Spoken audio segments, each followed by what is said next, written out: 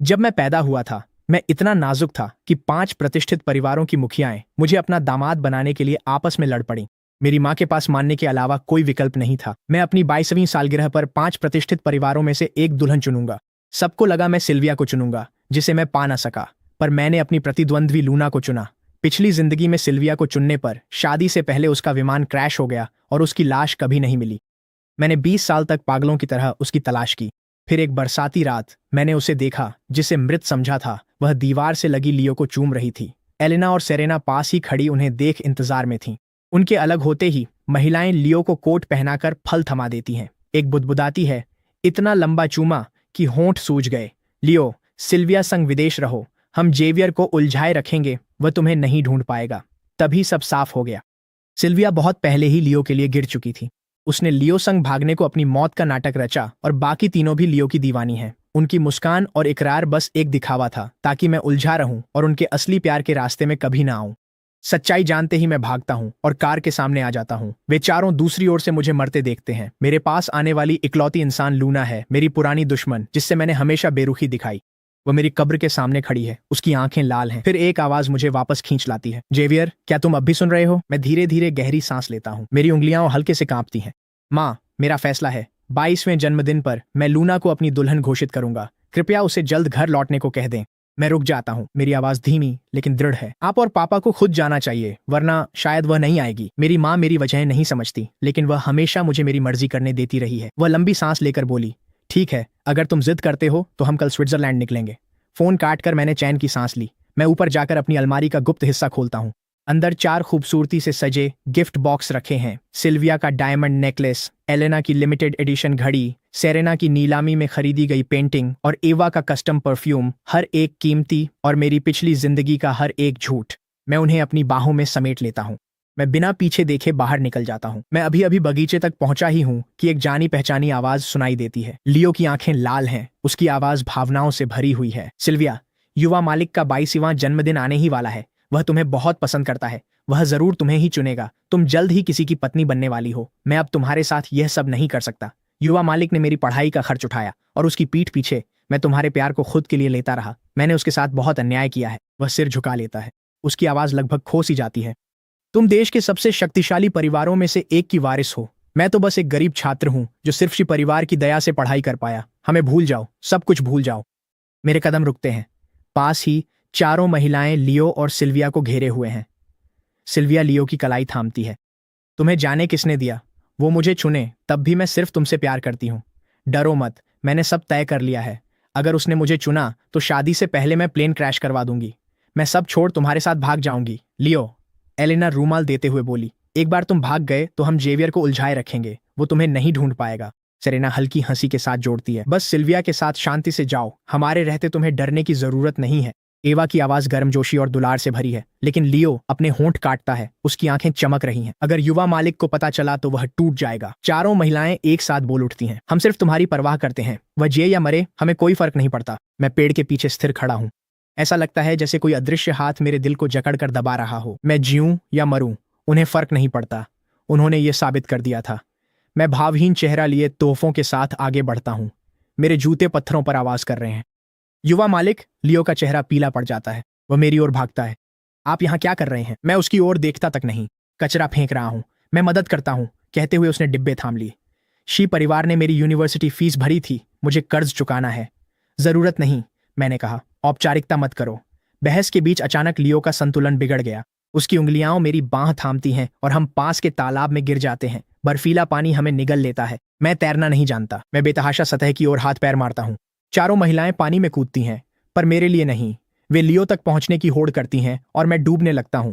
नाक में पानी भरते ही मैं देखता हूं कि सिल्विया लियो को बाहर खींच रही है। एलेना जैकेट उतारकर लियो पर लपेट देती है। सेरेना उसके सीने पर दबाव डालती है। एवा इमरजेंसी नंबर डायल करती है। फिर सिल्विया लियो का चेहरा अपने हाथों में लेती है और अपने होंठ उसके होंठों पर रख देती है। मैं जड़ हो गया हूं, बस देख रहा हूं कि सिल्विया पूल के किनारे मुंह से मुंह में सांस दे रही है। ठंडा पानी मेरे बालों से टपक रहा है, लेकिन मेरे अंदर की ठंडक के सामने ये कुछ भी नहीं है। अपनी पिछली जिंदगी में सिल्विया हमेशा ठंडी और दूर दूर रहती थी। जब भी मैं उसे छूता, वह बार बार अपने हाथ धोती थी। मुझे लगा उसे बस सफाई पसंद है और वो मर्दों से दूर रहती है। लगा कि मैं उसका दिल जीत लूंगा, पर अब सच जान गया हूं, उसका कोई और था जिससे वो प्यार करती थी। मैं उसकी नजरों में कभी था ही नहीं। पूरी ताकत से पूल के किनारे पहुंचने की कोशिश की, नाखून जमीन में धंस गए। मर नहीं सकता, मुझे लूना से शादी करनी है। पास ही सिल्विया लियो से अलग होती है। 2 बार खांसकर वह आंखें खोलता है। सिल्विया के चेहरे पर राहत दिखती है। वह उसे सीधा बैठाकर कहती है, चलो अस्पताल चलते हैं। वह मुड़कर बिना देखे कांपती हुई चली गई। तभी बाकी तीनों का ध्यान गया कि मैं जमीन पर घिसट रहा हूं। एलेना सबसे पहले मेरी तरफ दौड़ी। आज उसने पीली ड्रेस पहनी हुई है। अराजकता के बीच भी उसमें सहज गरिमा झलकती है। सेरेना और एवा उसके पीछे पीछे आती हैं। जेवियर, क्या तुम ठीक हो? एलेना मुझे संभालने के लिए हाथ बढ़ाती है। बहुत अफरा तफरी थी, हमने लियो को तुम्हारे लिए समझ लिया। सेरेना जल्दी से जोड़ती है। एवा मुझे एक तौलिया देती है। हाँ हाँ बिल्कुल, पानी बहुत गंदला था, हम तुम्हें पहचान नहीं पाए। मैं तौलिया लेता हूँ। मेरी उंगलियों के सिरे बर्फ जैसे ठंडे हैं। कितना बेहुदा बहाना है। स्विमिंग पूल पूरी तरह से साफ है। कोई तरीका नहीं है कि वे हमें लेकर भ्रमित हो गईं। हम साथ चलेंगे, एलेना धीरे से बोली। मैं उनकी बेचैनी देख सकता हूँ, जिसे वे छिपा नहीं पा रही। वे मेरे साथ जाना नहीं चाहती। वे बस लियो से मिलने का बहाना चाहती हैं। जरूरत नहीं है। मैं तौलिया वापस फेंक देता हूँ। मैं ठीक हूँ। ये स्वीकार्य नहीं है, सेरेना कहती है। तुम पूरी तरह भीग गए हो। अगर तुम्हें सर्दी लग गई तो मैं उसकी बात बीच में ही काट देता हूँ। अगर तुम्हें अस्पताल जाना है तो खुद ही जाओ। तीनों एक दूसरे की ओर देखते हैं। एवा फिर से कोशिश करती है। हम में से कोई घायल नहीं है, हम क्यों जाएंगे? कृपया नाराज मत हो, हमने सच में तुम्हें उसकी जगह समझ लिया था। हम काम से छुट्टी ले लेंगे, अगले कुछ दिनों तक तुम्हारे साथ रहेंगे। इसे गलती की भरपाई समझ लो। मैं कुछ नहीं कहता। मैं मुड़ता हूँ और वहां से चला जाता हूँ। मेरे भीगे हुए कपड़े मेरी त्वचा से चिपक गए हैं। कदम भारी है, पर मैं रीढ़ सीधी रख पीछे नहीं देखता। आने वाले दिनों में तीनों महिलाएं मुझे मनाने की हर कोशिश करती हैं। एलेना पेरिस फैशन वीक से सीधा नया कुटियोर सूट भेजती है। सेरेना एक दुर्लभ गुलाबी हीरे का हार एयरशिप से भेजती है। एवा बस एक लिमिटेड एडिशन स्पोर्ट्स कार मेरे दरवाजे पर भिजवा देती है। जेवियर, आज रात एक नीलामी गाला है। एलेना हल्की मुस्कान के साथ एक निमंत्रण आगे बढ़ाती है। मुझे तुम्हें ले जाने दो, इससे तुम्हारा ध्यान बंट जाएगा। मैं उनके उत्सुक चेहरे देखता हूँ और मन ही मन हंसता हूँ। स्थान अद्भुत है, जहां तक नजर जाए सोना और कांच ही कांच है। मैं आराम से अंदर चलता हूँ, फिर अचानक रुक जाता हूँ।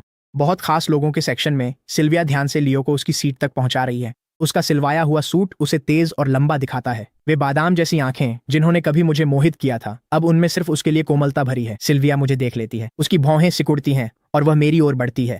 उसकी आवाज किसी बिजनेस डील जैसी ठंडी है। तुम्हारी माँ ने दुल्हन चुनने की बात की थी, है ना? मैं उसकी दूर की निगाह से मिलता हूँ। पता है तुम मुझे चाहते हो, पर मैं नहीं। वह बिना मुड़े चली गई, लियो के पास वैसे ही लौटी जैसे किसी कीमती चीज की रक्षा हो। एलेना पास आकर मेरे कंधे पर हाथ रखती है। जेवियर, सिल्विया नहीं जानती वह क्या खो रही है। कोई तो तुम्हारी कदर करेगा। सेरेना अपना चश्मा ठीक करती है। उन लेंसों के पीछे उसकी गर्मजोशी भरी मुस्कान बहुत सच्ची लगती है। बिल्कुल सही, हम तीनों तुम्हें पसंद करते हैं। हम हमेशा तुम्हारे साथ रहेंगे। एवा एक गुजरते वेटर से शैंपेन का गिलास लेती है और मेरे हाथ में थमा देती है। उसके चेहरे पर चिंता साफ झलक रही है। एक घूंट लो जेवियर, उन बातों के बारे में मत सोचो जो तुम्हें दुख देती हैं। मैं इन तीनों महिलाओं को देखता हूँ, जिनकी आंखों में प्यार सा झलक रहा है, और खुद पर हंसते हुए मुस्कुरा देता हूँ। मैं ठीक हूँ।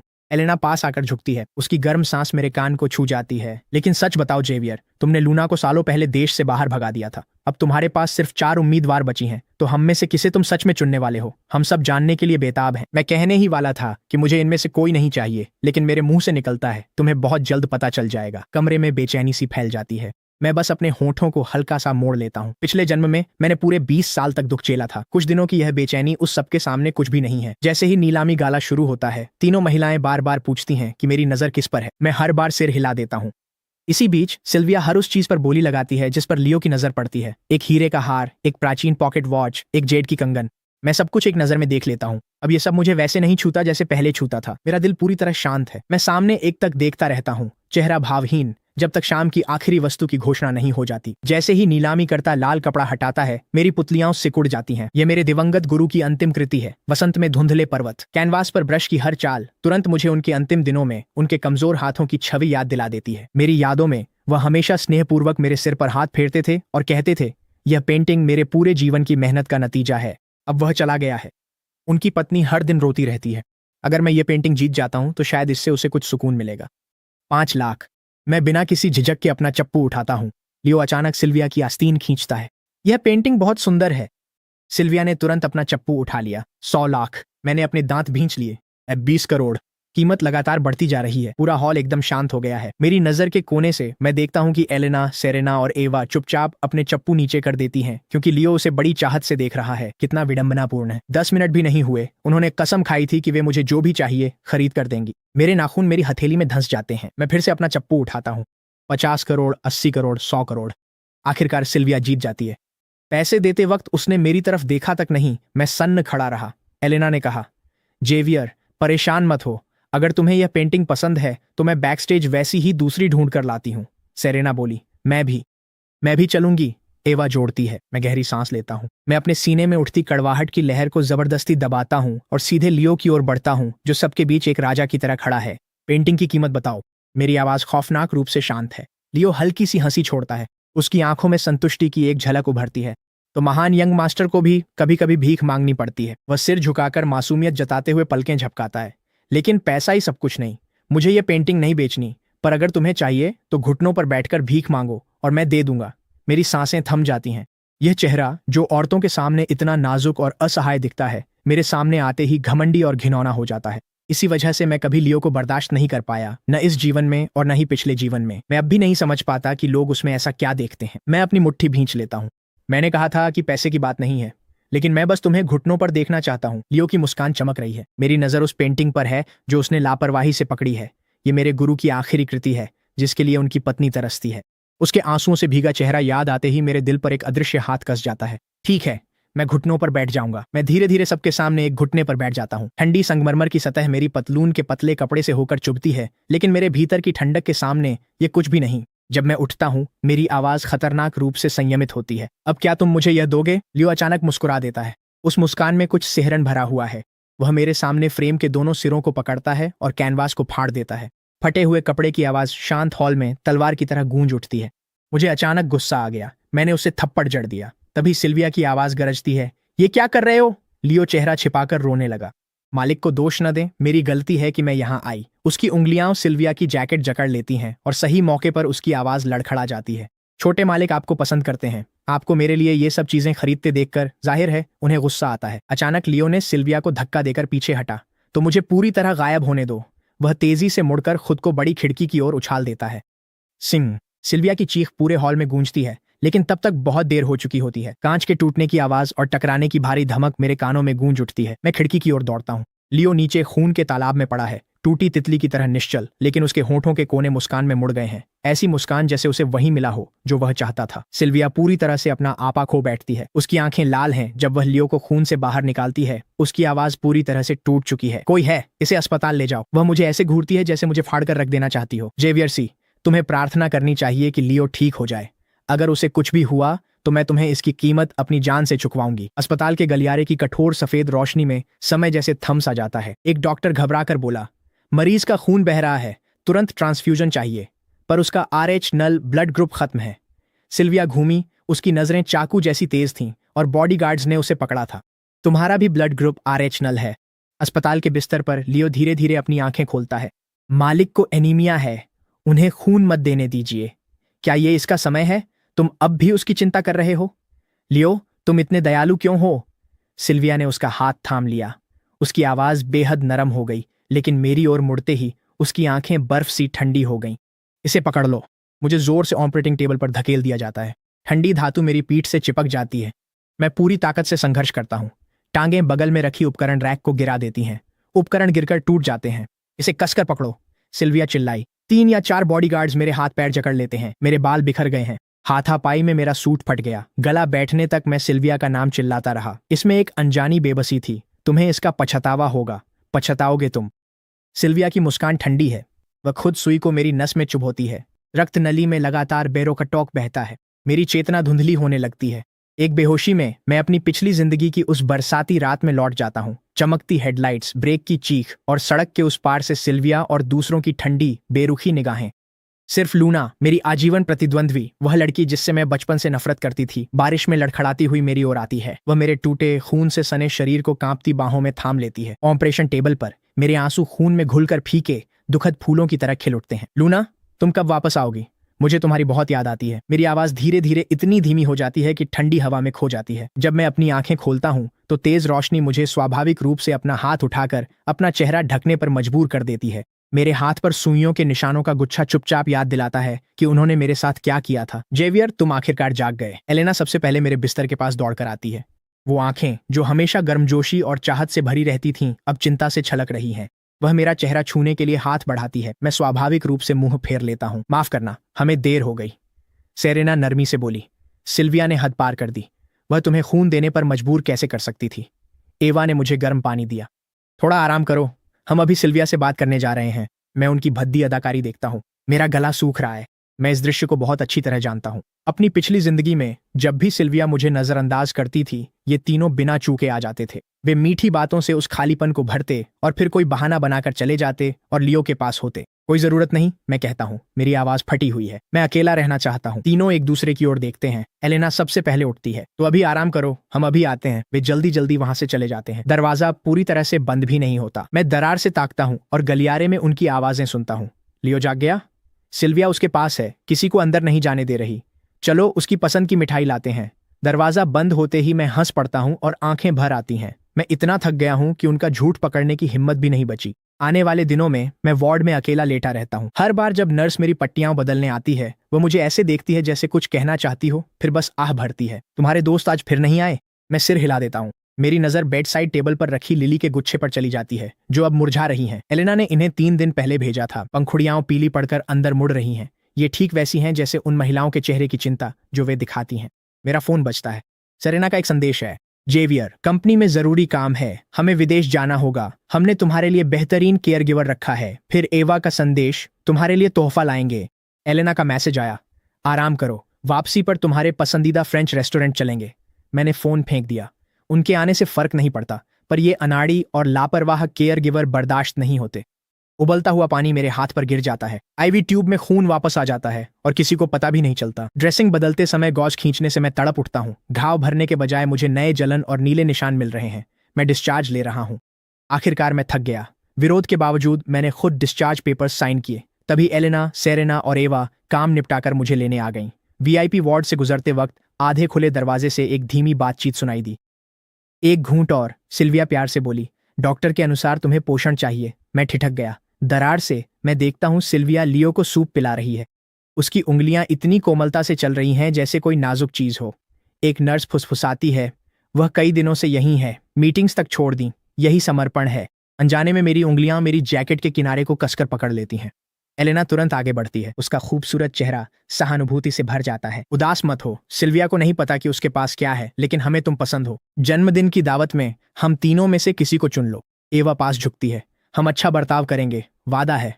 मैं मुस्कुराता हूं, पर आंखें बर्फ सी ठंडी हैं। मुझे चुनना नहीं। मैं धीरे धीरे अपनी नजरें उठाता हूं, हर शब्द सोच समझ कर कहता हूं।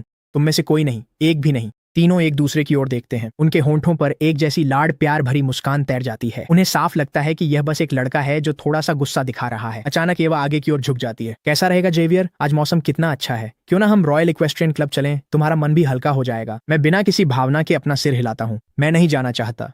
ऐसा मत सोचो, ताजी हवा तुम्हारे स्वास्थ्य के लिए अच्छी है।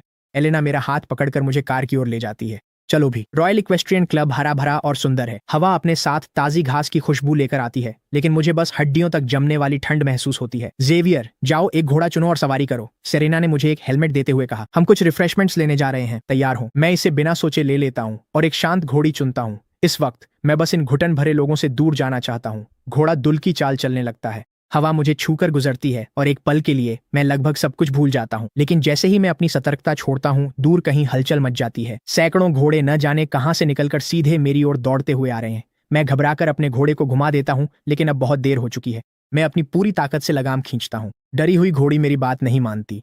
अराजकता में मैं काठी से गिरकर जमीन से टकराता हूँ। पहला खुर मेरी टांग पर लगा, हड्डी टूटने की आवाज आई। फिर दूसरा, तीसरा खुर। मैं घास पर सिमट गया और खून घास को भिगोने लगा। अंधेरा होने से पहले मैं 3 आकृतियों को खड़ा देखता हूं जो मुझे देख रही हैं। जागने पर तेज रोशनी से मेरी आंखें चुंधिया जाती हैं। मेरा शरीर पट्टियों में लिपटा है। जरा सी भी हरकत मेरे पूरे शरीर में आग की तरह दर्द पहुंचाती है। दरवाजे के बाहर से सिल्विया की ठंडी आवाज सुनाई देती है। मैं अपनी सांस रोक लेता हूं। तुमने हद पार कर दी। मैंने बस लियो को खून देने को कहा था, पर तुमने केयरटेकर्स को उसे प्रताड़ित करने के लिए रिश्वत दी और सैकड़ों घोड़े उस पर छोड़ दिए। उसकी हड्डियां टूट चुकी हैं और वह मरते मरते बचा है। किसने कहा था लियो से उलझने को? एवा की आवाज लापरवाह है। ये बस छोटी सी सजा थी। रोज उसे पसंद करने का नाटक मुझे बीमार कर देता है। एलेना के शब्द मेरे सीने में जहरीली छुरी की तरह चुभते हैं। अगर लियो ना होता तो कौन ऐसा खेल खेलता? मैं अपने होंठ जोर से चबाता हूं। तो ये सब शुरू से वही लोग थे। उबलता पानी, जाम हुआ चौथा, यहां तक कि भगदड़, ये सब पहले से तय था लियो के बदले के लिए। मुझे समझ नहीं आता चाहे वे मुझसे प्यार न भी करते हों, हम साथ में बड़े हुए हैं। वे मेरे बाल सहलाते और मुझे छोटा जेवियर कहते। बीमार होने पर वे रात भर मेरे पास बैठे रहते। वे मेरे जन्मदिन के लिए सरप्राइज प्लान करने में अपना दिल लगा देते थे, और अब उस चंद महीनों के जान पहचान वाले के लिए उन्होंने मुझे बर्बाद कर दिया। मैं दरवाजा तोड़ कर जवाब मांगना चाहता हूँ, मैं गला बैठने तक चिल्लाना चाहता हूँ, पर दर्द की लहर मुझे तोड़ देती है। मैं फिर अंधेरे में खो जाता हूँ। आंखें खुलने पर पता नहीं चलता कि कितना समय बीता है। कमरा खाली है, बस मेरे फोन की स्क्रीन की रोशनी है। 3 अनपढ़े संदेश। जेवियर, हमें माफ कर दो, हम तुम्हारी रक्षा नहीं कर पाए।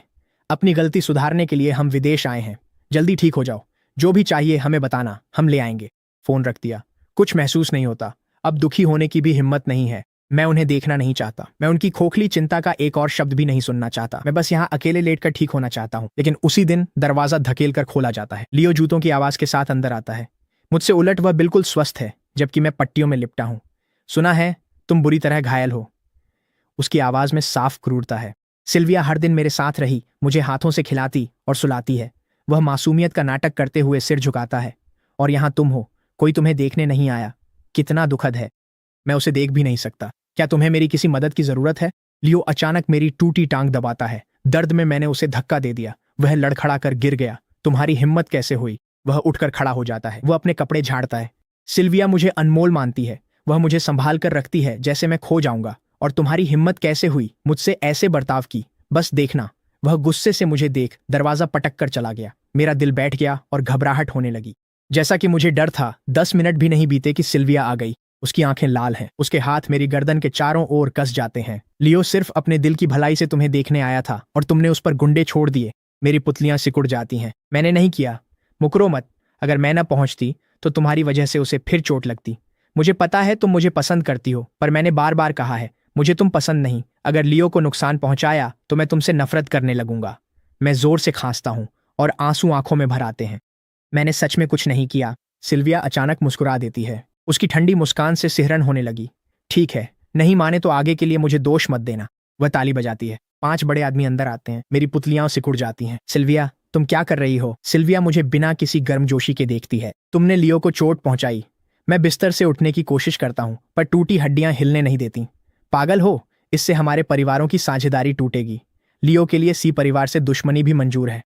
सिल्विया मुड़कर जाने लगती है। क्या तुम सच में मेरे साथ ऐसा करने जा रही हो? मैं चीखते हुए टूट जाता हूँ। सिल्विया रुककर पीछे देखती है। डर गए हो तो एक मौका देती हूँ। वादा करो कि जन्मदिन पर मुझे दुल्हन नहीं चुनोगे और मैं तुम्हें जाने दूंगी। मेरी आवाज फटी हुई है। मेरा तुम्हें चुनने का इरादा नहीं था। मैं तुम्हें कभी नहीं चुनती। सिल्विया के भाव बदले। मुझे नहीं चुनोगे? क्या मुझे यकीन होगा? वो ठंडी हंसी हंसी। तुम बचपन से ही मेरा पीछा करते आए हो। तुम्हें मुझसे सालों से लगाव है। अब जब तुम इतनी जिद पर उतर आए हो तो मेरी बेरहमी के लिए मुझे दोष मत देना। दरवाजा क्लिक की आवाज के साथ बंद हो जाता है। 5 आदमी मेरे चारों ओर घिराते हैं। मैं निराशा में अपनी आंखें बंद कर लेता हूँ। कपड़े फटने की आवाज मेरे कानों में गूंजती है। नहीं, मुझसे दूर रहो, छोड़ दो मुझे। 5 आदमी मुस्कुराते हुए मुझे जमीन पर दबोच लेते हैं। मेरे शरीर की हर हड्डी टूट चुकी है। मुझ में अब लड़ने की ताकत नहीं है। सामने वाला आदमी मुस्कुराते हुए देखता है। अब भागने की जगह नहीं है। आज रात हम तुम्हारा ख्याल रखेंगे। मैं अपनी पूरी ताकत से होंठ काट लेता हूँ। खून का स्वाद मेरे मुंह में फैल जाता है। मैं यहाँ मर नहीं सकता। मैं इन जानवरों को खुद को बर्बाद करने नहीं दे सकता। अगले ही पल मैं अपनी बची खुची ताकत से सबसे पास वाले आदमी को धक्का देता हूँ और खुद को खिड़की की ओर फेंक देता हूँ। कांच टूटता है और बर्फीली हवा अंदर आती है। मैं दूसरी मंजिल से नीचे गिरता हूँ। दाहिनी टांग में तेज दर्द है, पर रुकने का समय नहीं। मैं अपनी टूटी टांग को घसीटते हुए पूरी ताकत से दौड़ता हूँ। मेरे पीछे गुस्से से भरी चीखें सुनाई देती हैं। पकड़े जाने के डर से मैं खुद को अपनी पूरी हद तक धकेलता हूँ। लड़खड़ाते हुए आगे बढ़ता हूँ, लेकिन अगले ही पल तेज हेडलाइट्स सीधी मेरी ओर आ जाती हैं। एक स्पोर्ट्स कार गलत दिशा में आती है और मुझसे टकरा जाती है। मेरा शरीर हवा में उछल जाता है। मैं फिर से जमीन पर गिर पड़ता हूँ। खून फैल गया। मैं वहीं पड़ा बेहोश हो रहा हूँ। कार का दरवाजा और कदमों की आवाज आई। एलेना, ये बेरहमी थी, सेरेना बोली। सिल्विया ने उसे मारने के लिए लोग भेजे थे और तुमने उसे कुचल दिया। एलेना ठंडी हंसी हंसती है। अगर वह भागता नहीं तो मुझे करना नहीं पड़ता। उसे भागने को किसने कहा? अफसोस, उसे मारना आसान नहीं। वो अब भी जिंदा है, आवा बोली। अगर वह मर जाता तो हमें यह नाटक नहीं करना पड़ता और हम लियो के साथ रह पाते। एक अदृश्य हाथ मेरा दिल जकड़ लेता है। दर्द से दम घुट रहा है। वो मुझे मरता देखना चाहते हैं। होश आने पर मैं अस्पताल में हूँ, मम्मी की तरह पट्टियों में लिपटा हुआ। एलेना सबसे पहले मेरे पास झुकती है। जेवियर, तुम जाग गए, माफ करना, हम जल्दी में थे और तुम्हें देख नहीं पाए, इसलिए गलती से टक्कर लग गई। सेरेना मेरा हाथ पकड़ लेती है। उसकी आवाज बहुत नरम है। हमें यह भी पता चला कि अस्पताल में लियो के साथ क्या हुआ था। हमें पता है कि उसने तुम्हें फंसाया है। मैं उन्हें देखता रहता हूँ। मेरी आंखों में कोई जान नहीं है। एलेना धीरे से मेरा हाथ सहलाती है। आराम करो, हम सिल्विया से बात करने जा रहे हैं। इस बार हम तुम्हारे लिए इंसाफ जरूर दिलाएंगे। वे मुड़कर चले जाते हैं। मैं अपनी आंखें बंद कर लेता हूँ। मेरे होंठों पर एक खुद पर हंसने वाली मुस्कान आ जाती है। इस बार मेरी चोटें गंभीर हैं। मैं पूरे 2 हफ्ते अस्पताल में रहता हूँ। जिस दिन मुझे अस्पताल से छुट्टी मिलती है, एलेना, सेरेना और आवा खुद मुझे घर ले जाने आती हैं। विला पहुंचने पर मैं सिल्विया और लियो को लिविंग रूम में पाता हूँ। तुम यहाँ क्या कर रही हो? मैंने रूखेपन से पूछा। सिल्विया ऊपर देखती है। उसकी आंखें इतनी ठंडी हैं जैसे वह किसी अजनबी को देख रही हो। मैं लियो को उसकी चीजें लेने लाई हूँ। वह अब यहाँ नहीं रहेगा। क्यों? बोलने के लिए होंठ खींचते ही चोटों में खिंचाव होता है। मैं कराहता हूं, डर है कि उसे फिर चोट न लगे। अब तुम्हें समझ आ गया। सिल्विया की मुस्कान ठंडी है। अगर वह यहां रहा तो शायद एक दिन बच ना पाए। मैंने मुट्ठी भींची और नाखून हथेली में चुभ गए। वे सब अंधे हैं। कोई नहीं देख पा रहा कि चोट किसे लग रही है। सिल्विया, पैकिंग हो गई। लाल आंखों के साथ लियो पास आया और उसका गला भर आया। लेकिन मेरी ट्रॉफी गायब है।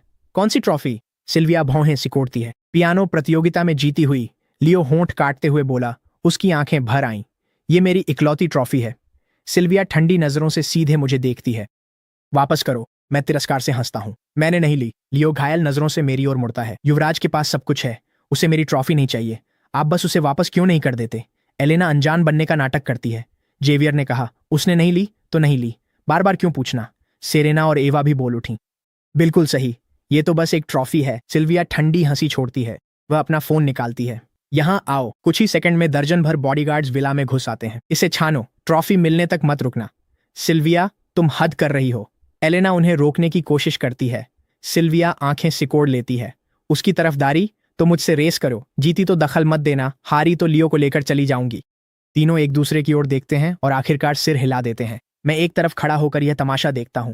मुझे सबसे अच्छी तरह पता है कि एलेना एक टॉप लेवल ड्राइवर है। उसने कभी एक भी रेस नहीं हारी है और फिर भी नतीजा दिलचस्प है। एलेना की टीम हार जाती है। मैं उन्हें अपनी कारों से बाहर निकलते हुए देखता हूं। उनके चेहरे पर बनावटी मायूसी है। ये लगभग हंसी का विषय है। क्या शानदार अभिनय है। सिल्विया विला में वापस जाती है और हाथ हिलाकर तीखे अंदाज में इशारा करती है। इस जगह को छान मारो जब तक वह ट्रॉफी न मिल जाए। बॉडीगार्ड्स अंदर घुस आते हैं। सिर्फ कुछ ही मिनटों में पूरी विला मलबे में तब्दील हो जाती है। मैं यह सब बिना किसी भाव के देखता हूं।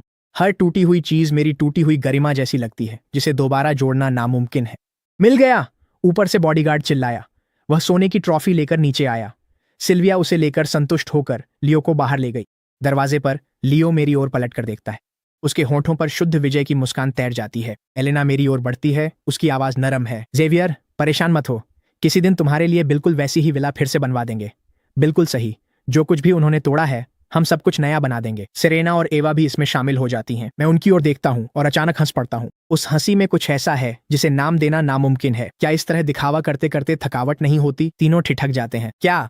मैं और कुछ नहीं कहता। मैं मुड़ता हूं और चला जाता हूं। मैं शहर के बाहरी इलाके में एक नई विला में चला जाता हूं और दिन ब दिन खुद को उसमें बंद कर लेता हूं। मैं लूना के लौटने का इंतजार करता हूं। मेरे जन्मदिन की पूर्व संध्या तक मैं आखिरकार बाहर निकलता हूं। शहर के सबसे खास दर्जी के पास जाता हूं। जैसे ही मैं अंदर जाता हूं, मैं लियो को देखता हूं। हम दोनों एक ही समय पर उसी सूट को देखते हैं। मैं ये वाला लूंगा, मैं सपाट स्वर में कहता हूं। सेल्स क्लर्क मुझे तुरंत पहचान लेता है। वह अभ्यास की हुई चापलूसी के साथ मुस्कुराता है। युवा मास्टर शे का स्वाद वाकई बेहतरीन है। ये सूट एक वैश्विक लिमिटेड एडिशन है। आपकी हैसियत वाला ही इसे सही मायनों में पहन सकता है। मैं खुले तिरस्कार के साथ अपनी नजर लियो पर डालता हूं। जहां तक कुछ लोगों की बात है, शायद कुछ और देख लें। इस तरह की कुतियोर पोशाक आम लोगों के लिए नहीं बनी है। लियो की आंखें लाल हो जाती हैं। वह तुरंत अपना फोन निकालता है। सिल्विया, जल्दी आओ, वह फिर से मुझे तंग कर रहा है। मेरी छाती कस जाती है। मुझे तुरंत एहसास हो जाता है कि कुछ गड़बड़ है। बिना कपड़े बदले मैं बाहर भागा, पर पार्किंग पहुंचते ही सिर पर वार हुआ। अंधेरा छा गया और मैं बेहोश हो गया। होश आने पर खुद को इमारत की बाहरी दीवार पर लटका पाता हूं। चुभती हवा मुझे झटके से जगाती है। ऊपर से सिल्विया की ठंडी आवाज आती है। मैं सिर ऊपर उठाता हूं। मैं उन आंखों से मिलता हूं जो कभी मुझे मोह लेती थीं। अब उनमें हड्डियों को कंपा देने वाली ठंड है। उसी ने मुझे बेपर्दा कर दिया। वही है जिसने मुझे यहां लटका दिया। मेरी पुतलियां जोर से सिकुड़ जाती हैं। एक अदृश्य हाथ मेरे दिल को जकड़ लेता है और दबाता है। मेरे बोलने से पहले ही सिल्विया ने मेरी ठुड्डी पकड़ ली। तुम्हें लियो से चीजें छीनना पसंद है ना? तो यह याद रखना, अगली बार कुछ छीनने से पहले खुद से पूछना, क्या तुम नतीजे झेल सकते हो? वह मुझे छोड़ बिना देखे मुड़ गई। उसके कदमों की आहट गलियारे और सीढ़ियों पर धीमी होती गई। वह लियो को चुनौती देता है। उसे सबक सिखाना होगा। एलेना की आवाज में क्रूरता है जिससे मैं सिहर उठी। सिरेना चश्मा ठीक करते हुए धीरे से बोली, इसे 1 घंटे बाद ले जाना। आवा भी हंस पड़ती है। क्यों ना इसे पूरे दिन यहीं छोड़ दें? ये मरेगा नहीं। इससे हमें लियो के लिए नया सूट चुनने का समय मिल जाएगा। उनके कदमों की आहट दूर होती जाती है, मुझे अकेला छोड़कर जमीन से 69 मंजिल ऊपर लटकता हुआ। हवा बेरहम है, मेरा पूरा शरीर कांप रहा है। मैं अपने जबड़े को जितना जोर से भींच सकता हूँ भींचता हूँ, लेकिन आंसू फिर भी आ जाते हैं। वे ऐसा क्यों कर रहे हैं? मुझे लगा था कि प्यार न सही, बचपन का रिश्ता तो रहेगा, पर अब वे अजनबियों से भी बुरा बर्ताव कर रहे हैं। अगली सुबह राहगीर रुककर मेरी ओर इशारा करते हुए गपशप करने लगे। हे भगवान, क्या वह शिये परिवार का युवा मालिक नहीं है? वह वहां इस तरह क्यों लटका हुआ है और ऐसे कपड़े क्यों पहने हैं? कितनी शर्मनाक बात है। मैं नीचे भीड़ की ओर देखता हूँ, जो चींटियों जितनी छोटी लग रही है। शर्म इतनी तेज जल रही है कि मुझे लगता है मैं इसी से मर जाऊंगा। मेरा एक हिस्सा बस रस्सी छोड़ देना चाहता है, लेकिन तभी एलेना, सेरेना और एवा आखिरकार वहां पहुंचती हैं, हमेशा की तरह देर से। जेवियर, हमें बहुत अफसोस है। हमें अभी अभी पता चला कि सिल्विया ने तुम्हें यहाँ बांध दिया था। सेरेना जल्दी से अपनी जैकेट उतारती है और मेरे कांपते कंधों पर डाल देती है। डरना मत, हम तुम्हें घर ले जा रहे हैं। एवा मेरे पास बैठ जाती है। माफ कर दो, अब तुम्हें दुख नहीं देंगे। मैं सिर उठाकर उनके झूठे चेहरे देख हंस दिया। तीनों ठिठक गए। मैंने उन्हें धक्का दिया और सीधा खड़ा हो गया। क्या तुम तीनों ने ही मुझे ये जख्म नहीं दिए? उनके भाव बदलते हैं, पर वे तुरंत चेहरा फिर कोमल कर लेते हैं। जेवियर, गलत समझ रहे हो, हमें कुछ नहीं पता, मुझे कुछ नहीं सुनना। मैं मुड़कर चला जाता हूँ। मेरे जन्मदिन की पूर्व संध्या पर वे मेरे दरवाजे पर आ गए। एलेना चौखट पर टिकी है, उसकी आंखों में दृढ़ विश्वास है। कल तुम सिल्विया को चुनने वाले हो, है ना? मैं उन्हें बिना किसी भाव के देखता हूँ। मैंने कहा है कि मैं उसे नहीं चुन रहा हूँ। सेरेना आह भरती है। जिद छोड़ो, सिल्विया ने मना किया तो क्या, हम है ना? एवा आगे बढ़कर धीमी आवाज में बोली, हम तुम्हें प्यार करते हैं। सिल्विया को छोड़ सामने तो देखो। क्या इन्हें लगता है मैं इनमें से किसी एक को चुनूंगा? मैं मुड़ जाता हूँ। मेरी आंखें शांत हैं। फिक्र मत करो, मैं तुम में से किसी को नहीं चुनूंगा। तीनों एक दूसरे को देखते हैं। साफ है कि वे मुझे गंभीरता से नहीं ले रहे। वे थोड़ी देर बाद चले जाते हैं, लेकिन उसके ज्यादा देर बाद सिल्विया आ जाती है। पता है कल तुम मुझे ही चुनोगे। ठीक है, पर वादा करो कि दोबारा लियो को चोट नहीं पहुंचाओगे। मैंने उसे बीच में ही टोक दिया। मैं तुम्हें नहीं चुन रहा। सिल्विया हिकारत से हंसी। तुम्हें लगता है मैं ये मानूंगी? वह बिना कुछ कहे मुड़कर चली गई। मैं थक कर अपनी आंखें बंद कर लेता हूँ। फिर मेरा फोन बजता है और सन्नाटा टूट जाता है। मेरी माँ की आवाज आती है। जेवियर, हमने लूना से बात कर ली है, वह कल समय पर वेन्यू पर होगी। क्या तुम इसके लिए पूरी तरह से निश्चित हो? मैं फोन को और कसकर पकड़ लेता हूँ। मेरी उंगलियां हल्के से कांप रही हैं। मैं निश्चित हूँ। मेरा जन्मदिन आ जाता है। भोज हॉल देखने में लाजवाब है। क्रिस्टल झूमर हर तरफ चमक रहे हैं। मेरे घुसते ही तीनों महिलाएं मुझे घेर लेती हैं। एलेना की निगाहें आग उगल रही हैं। उसकी आवाज धीमी हो जाती है। जेवियर, आज तुम कमाल दिख रहे हो। तुमसे नजरें नहीं हट रही। ये सूट तुम पर जंच रहा है। सेरेना मुस्कुराई। जन्मदिन की शुभकामनाएं। एवा ने मुझे शैंपेन का एक गिलास दिया। मैं बोलने ही वाला था कि कमरे में एक अजीब सी खामोशी छा गई। मैं ऊपर देखता हूँ। सिल्विया लियो के साथ आती है, जिसने वैसा ही सूट पहना है। हॉल में शोर मचता है और एलेना, सेरेना, एवा के चेहरे उड़ जाते हैं।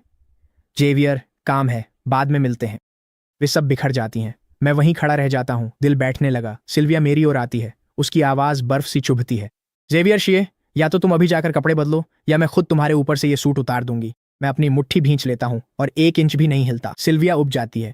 वह अपना हाथ उठाती है। इसे पकड़ो, इसे कपड़े बदलवाने ले जाओ। 2 बॉडीगार्ड मुझे जबरन बाहर घसीटते हैं। 10 मिनट में मैं हॉल में आधी बांह की शर्ट पहनकर आ गया। मेरा चेहरा कागज जैसा सफेद है। समारोह शुरू होता है। मेजबान मुस्कुराता है और मेरी ओर मुड़ता है। युवा मास्टर जेड, आज आप अपनी दुल्हन के रूप में किसे चुनेंगे? मैं धीरे से एक सांस लेता हूँ। थोड़ा इंतजार करें। एलेना भौहें सिकोड़ती है। जेवियर, तुम किसका इंतजार कर रहे हो? ठीक उसी समय भोज हॉल के दरवाजे खुल जाते हैं। मेरे माता पिता अंदर आते हैं और उनके पीछे एक लंबी महिला होती है। वह एक खूबसूरती से सिली हुई गाउन पहने हुए है और उसका व्यक्तित्व इतना प्रभावशाली है कि वह लगभग दम घोंटने जैसा महसूस होता है। वह आखिरकार वापस आ गई है। मेरी आंखों में तुरंत जलन होने लगती है। मेरी दृष्टि धुंधली हो जाती है। मैं बिना एक पल की झिझक के उसकी ओर बढ़ता हूँ। मेरी आवाज लड़खड़ाई पर अडिग रही। मैं उसे चुनता हूँ। हॉल में शोर मच गया। सब जानते हैं कि लूना और मैं बचपन के दुश्मन हैं। हम हर मुलाकात पर झगड़ते हैं। किसी को अंदाजा नहीं था कि वही मेरा इंतजार थी। सिल्विया गुस्से में तमतमाई और झपट पड़ी। जेवियर जेड, क्या कर रहे हो तुम? मैं उसे देखता तक नहीं। नजरें लूना पर टिकी हैं, जो कुछ दूर एकदम बेपरवाह खड़ी है, लेकिन मैं देखता हूं कि उसकी नजरें जल्दी जल्दी मेरे और सिल्विया के बीच घूम रही हैं। मैंने कहा, मैं उसे चुनता हूं। मैं अपना हाथ उठाता हूं और सीधे लूना की ओर इशारा करता हूं। ये शब्द बम की तरह गिरते हैं। हॉल शोर से गूंज उठता है। क्या ये दोनों दुश्मन नहीं है? हे भगवान! सिल्विया का चेहरा जानलेवा गुस्से से भरा है। वह मेरी कलाई पकड़ लेती है। पागल हो गए हो? क्या बोल रहे हो? मैंने उसे बेरुखी से झटक दिया। मैं पूरी तरह होश में हूं। सिल्विया दांत पीसकर बोली, ये नामुमकिन है। तुम तो साफ साफ। मैं उसे बीच में ही रोक देता हूं। साफ साफ क्या? मेरे होंठों पर एक तिरस्कार भरी मुस्कान आ जाती है। मैंने तुम्हें 20 साल तक पीछा किया, मेरे बिना रह नहीं सकता था। क्या यही कहने वाली थी तुम? मैं धीरे धीरे सिर हिलाता हूं। सिल्विया, तुम खुद को बहुत ज्यादा समझती हो। यह बात उस पर जैसे कोई शारीरिक चोट की तरह लगती है। वह एक कदम पीछे हट जाती है। उसने मुझे कभी इस तरह नहीं देखा था। आंखें ठंडी, आवाज तेज, जैसे मैं कोई बिल्कुल अलग इंसान हूं। हॉल में फिर सन्नाटा छा गया। सबकी नजरें लूना पर टिकी थीं। वह धीरे से मेरी ओर बढ़ी और मुझे ऐसे निहारा जैसे मेरी आत्मा में झांक रही हो। यंग मास्टर जेड, वह ठंडी हंसी हंसती है। मुझ पर वो चालें मत चलो जो दूसरों पर चलते हो। मैं बिना झिझके उसकी आंखों में देखता हूँ। मैं कोई चाल नहीं चल रहा हूँ। हमारी नजरें मिलती हैं। मेहमान सांसें थाम लेते हैं जैसे कुछ छूट न जाए। इसी समय लियो भीड़ को चीरता हुआ सिल्विया के पास पहुंचता है। वह धीरे से उसकी आस्तीन पकड़ता है। सिल्विया, क्या यंग मास्टर बस गुस्सा कर रहे हैं? ये सब मेरी गलती है। मुझे यहाँ नहीं आना चाहिए था। सिल्विया तुरंत उसका कंधा थाम लेती है। ये तुम्हारी गलती नहीं है। वह मेरी ओर मुड़ती है। उसकी आंखों में गुस्से की आग जल रही है। क्या मुझे अपमानित करना ही तुम्हारी चाहत है? मैं उन्हें देखता हूँ और कुछ भी महसूस नहीं करता। मैं किसी का अपमान नहीं कर रहा। मैं बस एक फैसला ले रहा हूँ। अचानक लूना हल्की सी हंसी छोड़ती है जिससे माहौल का तनाव टूट जाता है। वह सिल्विया की ओर मुड़ती है। उसने मुझे चुना है। क्या तुम्हें इससे कोई दिक्कत है? शब्द सहजता से निकलते हैं लेकिन उनमें ऐसी अथॉरिटी है कि बहस की कोई गुंजाइश नहीं रहती। सिल्विया का चेहरा बिगड़ जाता है। लूना, खुद पर ज्यादा खुश मत हो। जेवियर बस अभी उलझन में है। वह तुमसे बिल्कुल भी प्यार नहीं करता। लूना कंधे उचका देती है। तो क्या ये सिर्फ सगाई है? प्यार कोई जरूरी चीज नहीं है। ये शब्द मेरे सीने पर ठंडी मुट्ठी की तरह लगते हैं। मुझे पता है कि लूना यह जानबूझकर कह रही है लेकिन उसमें जो बेरुखी है वह फिर भी चुभती है। सिल्विया कुछ और कहने के लिए मुंह खोलती है लेकिन मेरे पिता आगे बढ़ते हैं। इतना ही काफी है। जेवियर ने फैसला कर लिया है। आज का समारोह यहीं समाप्त होता है। आने के लिए आप सबका धन्यवाद। शाम का आनंद लें। मेहमान चले जाते हैं। हालांकि फुसफुसाहट पूरी तरह से बंद नहीं होती। मैं सिल्विया को गुस्से में बाहर जाते हुए देखती हूँ और एलेना, सेरेना और अवा की आंखों में जटिल भाव देखती हूँ। आखिरकार मैंने चैन की सांस ली। लूना को देखा। वो जाने के लिए मुड़ चुकी थी। रुको, उसके पीछे दौड़ते हुए मैंने कहा, क्या हम बात कर सकते हैं? मैं उसका आस्तीन पकड़ने के लिए हाथ बढ़ाता हूँ लेकिन वह आसानी से एक तरफ हट जाती है। बात करने के लिए कुछ नहीं है। आखिरकार लूना मेरी ओर मुड़ती है। उसकी आंखें ठंडी हैं। मुझे नहीं पता तुम कौन सा खेल खेल रहे हो। मैं इसका हिस्सा नहीं बनना चाहती। ये कोई खेल नहीं है, मैं जल्दी से कहता हूँ। मैं हर शब्द सच कह रहा हूँ। लूना मुझे लंबे समय तक घूरती रहती है फिर अचानक आगे बढ़कर मेरा ठुड्डी अपने हाथ में ले लेती है। जेवियर जेड, तुमने सिल्विया का 20 साल तक पीछा किया। अब अचानक तुम मुझसे शादी करना चाहते हो और उम्मीद करते हो कि मैं इस पर यकीन कर लूं। मेरी पलकें कांप जाती हैं। ये बहुत करीब है। इतना करीब कि मैं उसकी आंखों में अपनी ही परछाई देख सकता हूँ। अगर तुम मुझ पर यकीन नहीं भी करती हो तो कोई बात नहीं। बस मुझे एक मौका दे दो। लूना मुझे छोड़ देती है। क्यों? क्योंकि मैं अपना होंठ काटता हूँ। मैं उसे सच नहीं बता सकता कि मैं यह जीवन पहले भी जी चुका हूं क्योंकि अब मुझे साफ साफ दिख रहा है कि इसका हकदार कौन है। लूना की आंखों में कुछ झलकता है लेकिन वह उतनी ही जल्दी गायब भी हो जाता है और उसकी जगह उदासीनता ले लेती है। वह मुड़कर जाने लगती है। वह पीछे सिर्फ एक वाक्य छोड़ जाती है, कल सुबह 10 बजे जियांग ग्रुप मुख्यालय। मैं वहीं खड़ा रहता हूं और उसे गलियारे के अंत में गायब होते हुए देखता हूं। बिना जाने ही मेरे होंठों पर मुस्कान आ जाती है। ये तो मेरी उम्मीद से भी बेहतर है। कम से कम वह मुझे एक मौका देने को तैयार है। हॉल के दूर कोने में लियो मेरी दिशा में घूर रहा है। उसकी आंखों में इतनी गहरी नफरत है कि वह लगभग ठोस लगती है। वह सिल्विया के करीब झुकता है और बुदबुदाता है, युवा मालिक को जरूर लूना ने धमकाया है। हम इसे ऐसे ही नहीं होने दे सकते। सिल्विया की मुट्ठी कस जाती है। उसकी आंखों में एक ठंडी गणनात्मक नजर आ जाती है। फिक्र न करो, मैं उन्हें कामयाब नहीं होने दूंगी। लूना से मेरी सगाई जिंगबई के अभिजात्य वर्ग में धमाका कर देती है। बाकी 4 परिवार उसकी पृष्ठभूमि की जांच करवाते हैं, यह जानने को बेताब कि मैंने अपनी पुरानी दुश्मन को क्यों चुना। पर लूना का अतीत अभेद्य है। कागजों के अनुसार यह स्विट्जरलैंड का एक गुप्त साम्राज्य है जो यूरोपीय वित्तीय समूहों और उन ताकतों से जुड़ा है जिनका नाम लेने की कोई हिम्मत नहीं करता। वह इतनी ताकतवर कैसे है? सिल्विया रिपोर्ट को जोर से मेज पर पटक देती है। वह तो बस एक बिगड़ी हुई लड़की है जिसे मैंने सारी जिंदगी दबाया। उसे ये हक किसने दिया? एलेना सोचती है और कहती है, शायद हम उसे कभी जानते ही नहीं थे। तभी लियो मन ही मन उबल रहा है। उसने सिल्विया और दूसरों को चुराया ताकि जेवियर को रोता बिलखता देख सके, न कि उसे मजबूत और अडिग। वह सांस लेकर अपने गुस्से को दबा लेता है। वह एक कॉल करता है। अगले दिन मैं अपने निजी क्लब पहुंचता हूं, तभी गलियारे से आवाजें आती हैं, सिल्विया यहां नहीं। लियो की आवाज सधी हुई है जिसमें एक संवेदनशीलता है। मेरे कदम ठिठक जाते हैं। सिल्विया लियो को दीवार से सटाए बेपरवाह चूम रही है। लियो मुझे देख जानबूझकर अपनी आवाज ऊंची कर देता है। सिल्विया, अगर युवा मालिक ने हमें इस तरह देख लिया तो उसका दिल टूट जाएगा। सिल्विया ठंडी हिकारत के साथ बस हंस देती है। क्या उसने कभी सोचा कि जब उसने लूना को चुना तो मेरा दिल कितना टूटा होगा? मैं चुपचाप खड़ा होकर यह सब देखता हूँ। अपनी पिछली जिंदगी में ऐसा दृश्य मुझे पूरी तरह तोड़ देता। अब मुझे यह बस दयनीय लगता है। मैं मुड़कर जाने लगता हूँ और गलियारे के कोने पर सीधे किसी से टकरा जाता हूँ। लूना मुझे गहरी, अनपढ़ी जा सकने वाली आंखों से घूरती है। काफी देख लिया? मैं एक भौं ऊपर उठा देता हूँ। मेरा पीछा कर रही हो? लूना चुप रहती है। वो उन्हें देखती है। मेरे कुछ कहने से पहले वो वेटर की ट्रे से वाइन उठाती है और सीधे लियो की ओर बढ़ जाती है। वह पूरी बोतल उसके सिर पर उंडेल देती है। लियो चीखते हुए पीछे हट जाता है। लूना, पागल हो क्या? सिल्विया भड़की हुई है। तुम्हारी हिम्मत कैसे हुई? लूना ने उन्हें देखा तक नहीं। वह हाथ पकड़कर मुझे खींच लेती है और उसकी काली कार रात में ओझल हो गई। कार के अंदर का तनाव दम घोंटने वाला है। मैं ड्राइवर सीट पर बैठी लूना की ओर देखता हूँ। क्या तुम नाराज हो? लूना कुछ नहीं कहती। कार अचानक तेजी से बढ़ जाती है। मैं हल्के अंदाज में कहता हूँ, क्या इसलिए कि मैं सिल्विया से मिलने गया था? टायरों की तेज आवाज गूंजती है। कार सड़क के किनारे जोर से रुक जाती है।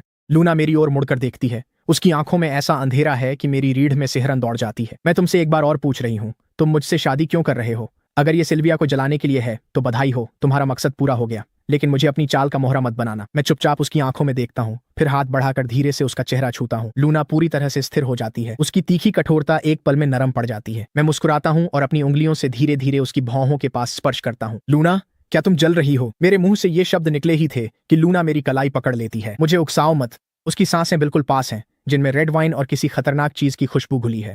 सिर झुकाकर मुस्कुराते हुए मैं कहता हूँ, अगर मैं फिर भी ये करूं तो? लूना मुझे घूरती है, फिर हंसकर मुझे छोड़ दिया।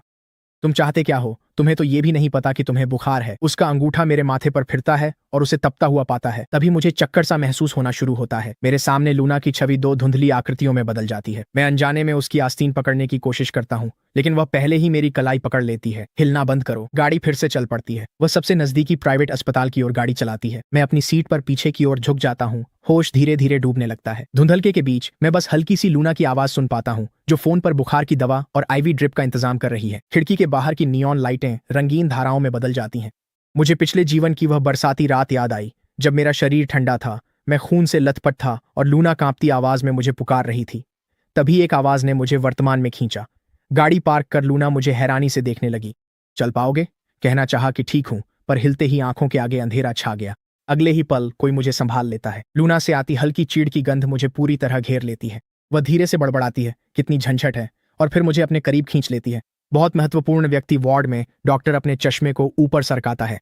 तापमान 102.2 है। इन्हें निगरानी के लिए रुकना होगा। फिर वह हिचकिचाता है और लूना की ओर देखता है। लूना तुरंत समझ जाती है। वह उसके पीछे पीछे गलियारे में चली जाती है। यंग मास्टर सी की बांह पर जो सुई के निशान हैं, वे बहुत हाल के हैं, डॉक्टर कहते हैं। ये जबरन खून निकालने के लगते हैं। डॉक्टर अपनी आवाज धीमी कर लेते हैं। और उसके शरीर पर कई जगह चोट के निशान और मुलायम ऊतकों की चोटें हैं। ये भी हाल की ही लगती है। कुछ ठीक नहीं है। लूना की आंखें एकदम ठंडी हो जाती हैं। जब वह वार्ड में लौटती है, मैं पहले ही अर्धचेतन अवस्था में जा चुका होता हूँ। नर्स चौथी ड्रिप लगा रही है। जैसे ही सुई चुभती है, मेरा शरीर अनायास ही झटके से कांप जाता है। लूना बिस्तर के पास खड़ी है। उसकी नजर मेरी नंगी बांह पर पड़ती है, जो निशानों से भरी हुई है। उसकी उंगलियों की पोरें कसकर चटकती हैं। फिर मैं नींद में बड़बड़ाता हूँ, सिल्विया, क्यों? लूना का चेहरा फिर से भावहीन हो जाता है। वह जाने के लिए मुड़ती है, लेकिन एक तपती हुई हथेली उसकी पकड़ लेती है। मेरी आवाज मुश्किल से फुसफुसाहट जैसी है। लूना, मत जाओ। उसके कदम रुक जाते हैं। पर्दों की दरार से चांदनी फिसलकर मेरे पसीने से भीगे माथे पर पड़ती है। लूना लंबे समय तक चुपचाप देखती रहती है।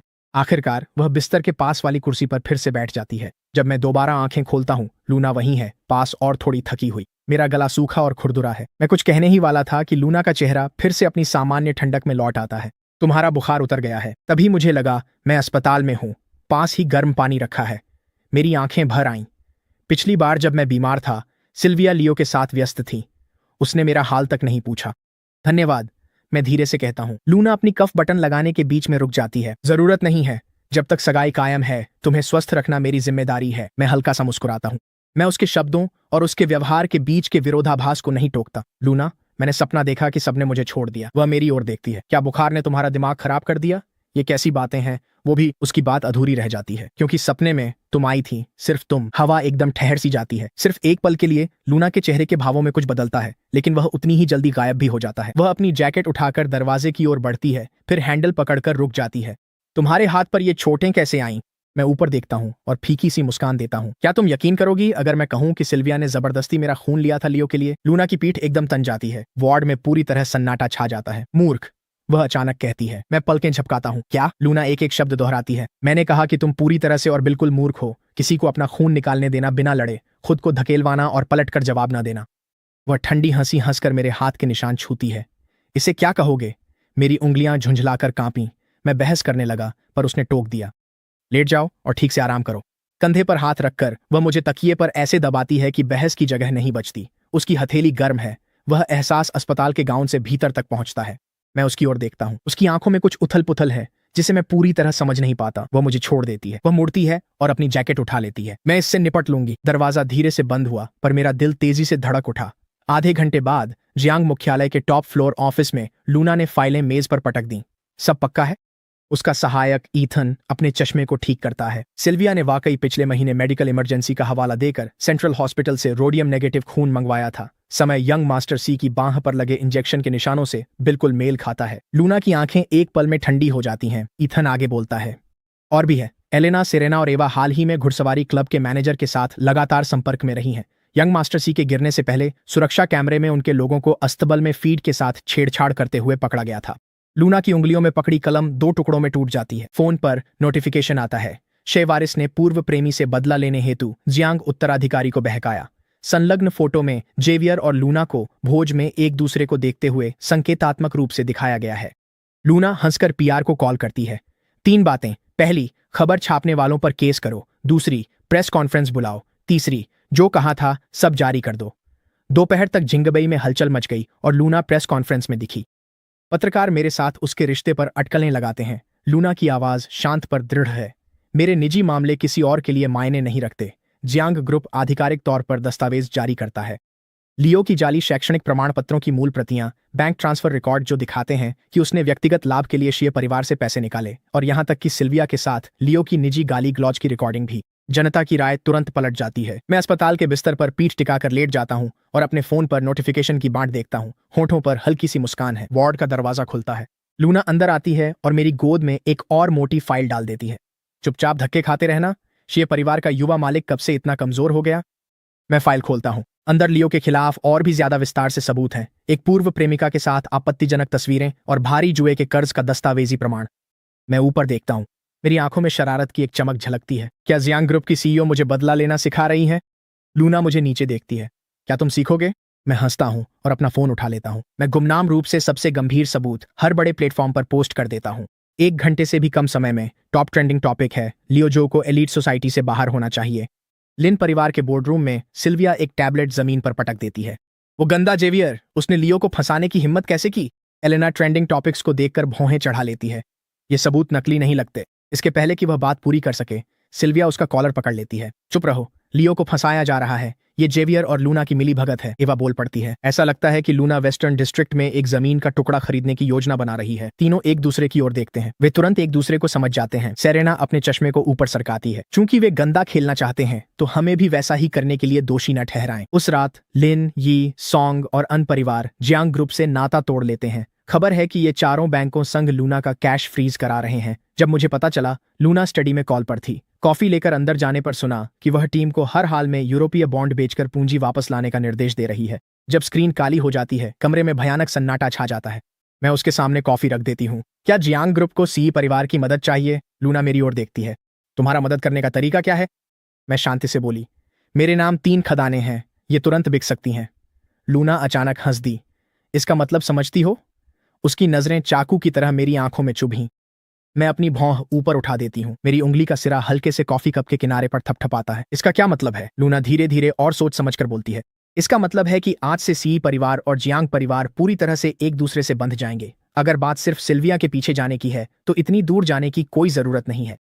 मैं लगभग अविश्वास में हंसी पड़ती हूँ। मैं अपने नाम की सबसे कीमती संपत्तियां देने की पेशकश कर रही हूँ और लूना अब भी मेरी मंशा पर सवाल उठा रही है। लेकिन उस पल मेरी चुप्पी शायद उसे गलतफहमी दे देती है। उसकी आंखें ठंडी हो जाती हैं। मुझे तुम्हारे दान की जरूरत नहीं है। दान? मैं खड़ी हो जाती हूँ। मैं एक दस्तावेज उसके सीने पर सीधा रख देती हूँ। क्या जियांग ग्रुप की सीईओ खुद को इतनी कम आंक रही है? लूना फाइल को गिरने से पहले ही पकड़ लेती है। वह पहला पन्ना खोलती है और एकदम स्थिर हो जाती है। यह अफ्रीका में सी परिवार की 3 हीरा खदानों के ट्रांसफर एग्रीमेंट की फाइल है। मेरी व्यक्तिगत मुहर पहले ही हर पन्ने पर लगी हुई है। मैं उसके जवाब का इंतजार नहीं करती। मैं दरवाजे की ओर मुड़ जाती हूँ। यह दान नहीं है, यह विश्वास है। मेरा हाथ दरवाजे के हैंडल पर टिक जाता है। मुड़कर देखा तो मैंने वही लहजा अपनाया जो उसने अस्पताल में कहा था। तुम मुझे हारने नहीं दोगी? लूना मुझे पूरे 2 सेकंड तक घूरती है, फिर वह हैरानी से हल्की सी हंसी छोड़ती है। बिल्कुल नहीं। दरवाजा बंद होने के बाद अध्ययन कक्ष फिर से शांत हो जाता है। लूना अपनी कुर्सी पर बहुत देर तक बिना हिले बैठी रहती है। वह फाइल को ध्यान से देखती है। हर पेज पर मेरा नाम लिखा हुआ है। यहाँ तक कि नोटरी की मोहरें भी लगी हुई हैं। ये कोई अचानक लिया गया फैसला नहीं था। ये सब पूर्व नियोजित था। एथन का मैसेज आया, चारों परिवार साथ हैं। वे कल हमारे एसेट्स फ्रीज करने की अर्जी देंगे। लूना की नजर फाइल के आखिरी पन्ने पर लिखी मूल्यांकन राशि पर जाती है। यह राशि जियांग ग्रुप की मौजूदा वित्तीय कमी को पूरी तरह से भरने के लिए काफी है। वह फर्श से छत तक की खिड़की तक जाती है। शहर अंधेरे में रोशनी से जगमगा रहा है। साल भर पहले जिंगबेई छोड़ने पर मैं सिल्विया के पीछे था। मेरे आज के वजूद का कोई मतलब नहीं बनता। वह डायल करती है। जेवियर सी के पिछले 6 महीनों के काम दोबारा जांचो। फोन रखकर उसकी उंगलियां फाइल छूती हैं। तर्क कहता है ये जाल हो सकता है, पर जब वह मेरी आंखों और भरोसे के बारे में सोचती है तो बस बुदबुदाते हुए गाली देती है। अगली सुबह वित्तीय जगत हिल जाता है।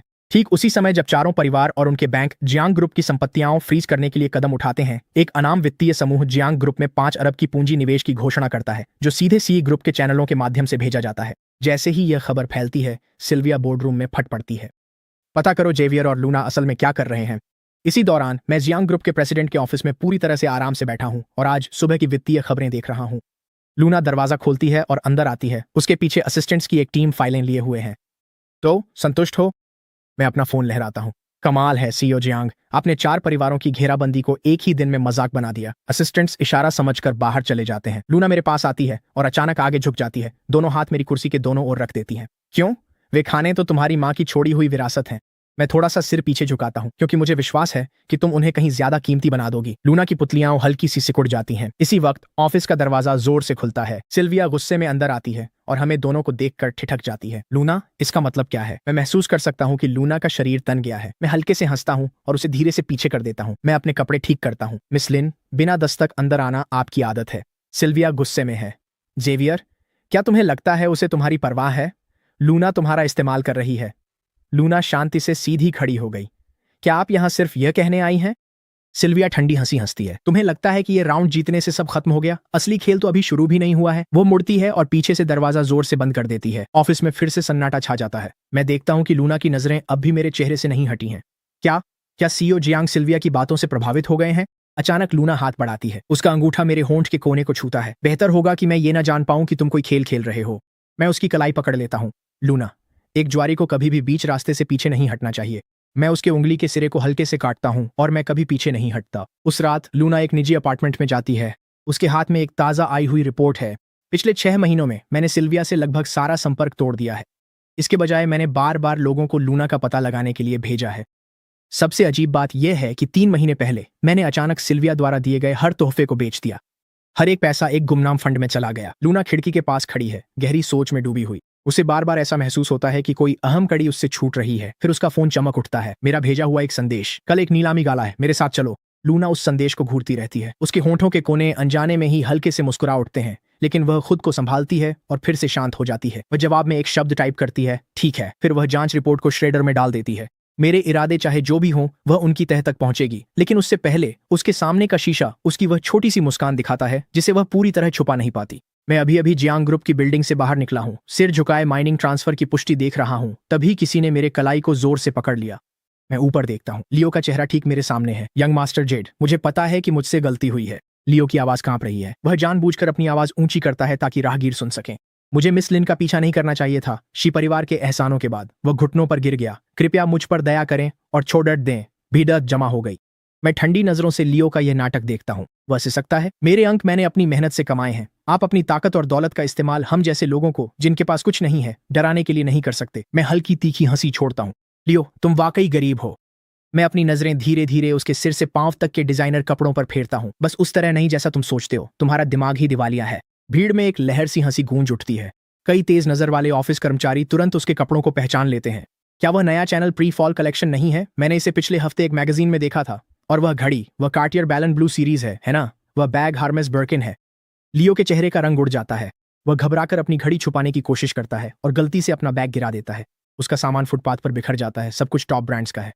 मैं उसकी ओर नीचे देखता हूँ। मैंने कई छात्रों की मदद की है, लेकिन तुम ही एकमात्र हो जिसने अपने मददगार का ही हाथ काटा। मैं अपना फोन निकालता हूँ और कुछ बार टैप करता हूँ। हर एक स्पॉन्सरशिप रिकॉर्ड शी ग्रुप की आधिकारिक वेबसाइट पर है, कोई भी देख सकता है। भीड़ में लोग तुरंत सर्च करना शुरू कर देते हैं। भीड़ में हलचल सी दौड़ जाती है। ये सच है, शी परिवार हर साल 100 से ज्यादा छात्रों को स्पॉन्सर करता है। ट्रेंडिंग टॉपिक्स देखो। किसी ने अभी अभी उजागर किया है कि लियो का शैक्षणिक रिकॉर्ड असल में किसी और का है। तुम पीछे हो, ये तो कई घंटे से ट्रेंड कर रहा है। मैंने सुना है कि जिसे उसने रिप्लेस किया वो छात्र यहीं कहीं पास में काम करता है। इसी वक्त साधारण कपड़ों में एक युवा भीड़ को चीरता हुआ सामने आता है। लियो, क्या तुम्हें मेरी याद है? 3 साल पहले की वो रात जब तुमने मेरी यूनिवर्सिटी की जगह छीन ली थी। मेरी माँ तो लगभग बिल्डिंग से कूदने ही वाली थी। उसके बोलने से पहले ही उसका हाथ लियो के चेहरे पर एक जोरदार थप्पड़ के साथ पड़ता है। लियो चीखता है और पलटकर वार करता है। दोनों आपस में भिड़ जाते हैं। लड़ाई शुरू हो जाती है। मैं इस दृश्य को ठंडी नजरों से देखता हूँ, फिर मुड़कर अपनी कार की ओर बढ़ जाता हूँ। मैं दरवाजा खोलता हूँ। मेरे फोन पर बार बार सिल्विया का नाम चमक रहा है। मैं कॉल रिसीव करता हूँ। उसकी आवाज स्पीकर से फूट पड़ती है। जेवियर शी, तुम्हारी हिम्मत कैसे हुई लियो को सबके सामने अपमानित करने की? वह पहले ही बहुत कुछ झेल चुका है, तुम्हारे पास सब कुछ है, फिर भी तुम्हें क्यों? मैं उसके बोलने से पहले ही कॉल काट देता हूं और बिना एक पल गंवाए उसका नंबर ब्लॉक कर देता हूं। खिड़की से मैं देखता हूं कि प्लाजा में अफरा तफरी और बढ़ गई है। लियो आंसुओं से भरा बिखरा हुआ सा जमीन पर रेंग रहा है, अपना जूता ढूंढ रहा है। मेरा फोन लगातार बजता जा रहा है। लियो का फर्जी शैक्षणिक रिकॉर्ड ट्रेंडिंग में नंबर 1 पर पहुंच गया है। मैं हल्के से हंसता हूं। चलो, मैं ड्राइवर से कहता हूं। हम मुश्किल से 2 ब्लॉक ही आगे बढ़े हैं कि मेरा फोन फिर से बजने लगता है। इस बार कॉल लूना की है। उसकी धीमी आवाज लाइन पर सुनाई देती है। निपट गया? मैं भौहें उठाता हूं। सीईओ जियांग को तो सब कुछ पता रहता है। लूना जैसे हल्के से हंसती है। वीडियो ट्रेंड कर रहा है। ये दिखावा करना मुश्किल है कि मैंने नहीं देखा। एक पल की चुप्पी छा जाती है। दिमाग दिवालिया? यंग मास्टर शी का शब्दकोश बढ़ रहा है। मैं कहता हूं, क्या सीईओ जियांग ने सिर्फ यही कहने के लिए कॉल किया था? दूसरी तरफ 2 सेकंड की खामोशी छा जाती है। फिर सिल्विया ने अभी अभी दक्षिणी जिले में तुम्हारे 2 अकाउंट फ्रीज कर दिए हैं। इस बार उसने बहुत जल्दी काम किया। मेरी उंगली की पोर धीरे धीरे आर्मरेस्ट पर थपथपाती है। कोई फर्क नहीं पड़ता। जरूरी संपत्तियां तो बहुत पहले ही हटा ली गई थीं। कुछ सेकंड की चुप्पी छा जाती है। मैं कुछ पूछने ही वाला था कि उसकी आवाज में कुछ अनोखा सुनाई देता है, जैसे हल्की सी घबराहट की झलक। याद रखना, आज रात खाने के लिए घर आना। उस रात देर से लूना एक आवाज से चौंक कर जाग जाती है। तेज बेतरतीब सांसें। वह मेरा बेडरूम का दरवाजा खोलती है और मुझे बिस्तर पर तड़पता हुआ पाती है। मेरा माथा ठंडे पसीने से भीगा हुआ है। मेरे होंठ कांप रहे हैं और बिखरे हुए शब्दों में टूट रहे हैं। नहीं, सिल्विया, कार, खून। लूना भौहें सिकोड़ती है और पास आती है। मुझे जगाने ही वाली थी कि वह मुझे धीरे से बड़बड़ाते हुए सुनती है। लूना, मुझे मत देखो, मैं अभी बहुत बुरा लग रहा हूं। उसका हाथ हवा में ही रुक जाता है। उसकी पुतलियां अचानक सिकुड़ जाती हैं। उसकी यादों में इस पल से जुड़ी कोई बात नहीं है, लेकिन ये शब्द बहुत खास हैं, बहुत जीवंत, जैसे कोई सच में घटी घटना का वर्णन कर रहा हो। अगली सुबह लूना अपने अध्ययन कक्ष में बैठी है। उसके सामने जांच रिपोर्टों का एक मोटा पुलिंदा फैला हुआ है। ईथन अपने चश्मे को ऊपर की ओर सरकाता है। अब हमारे पास पूरी तस्वीर है। पिछले 6 महीनों में यंग मास्टर शी का व्यवहार पहले जैसा बिल्कुल नहीं रहा।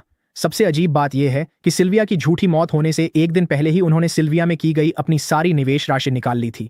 लूना की आंखें गहरी हो जाती हैं। जारी रखो। ईथन एक मेडिकल रिकॉर्ड निकालता है। और भी है। 3 महीने पहले यंग मास्टर शी को 104 डिग्री बुखार आया था। जागने के बाद उन्होंने सबसे पहले किसी को स्विट्जरलैंड भेजा ताकि वह तुम्हें ढूंढ सके। लूना की उंगलियों की पोरें मेज पर दस्तक देती हैं और उनकी लय तेज हो जाती है। हर सबूत एक असंभव निष्कर्ष की ओर इशारा करता है। आज का जेवियर ऐसा लगता है जैसे वह भविष्य देख सकता है। वह फाइल बंद कर देती है। मेरे नाम पर उस गुमनाम फंड की पृष्ठभूमि की जांच करो। उस शाम एक चैरिटी गाला में लूना मेरी बांह पर हाथ रखकर फर्श तक फैली हुई गाउन में प्रवेश करती है। मैं तुरंत देखता हूं कि वह आज रात असामान्य रूप से चुप है। उसकी उंगली का सिरा अनजाने में ही उसके गिलास के किनारे पर घूमता है। यह उसकी आदत है जब वह गहरी सोच में होती है। मैं धीरे से पूछता हूं, कुछ सोच रही हो? लूना पूछती है, याद है 10 साल वाली शर्त? मैं बोला, तुम हारी थी और स्कूल में स्कर्ट पहनने का वादा किया था। तुम्हारे पापा इतने गुस्से में थे कि तुम 3 दिन बिस्तर पर ही रही। मैं हंसते हुए जोड़ता हूं, जो चांदी की अंगूठी मैंने तुम्हें दी थी वही इनाम था। लूना के चेहरे का भाव थोड़ा बदल जाता है।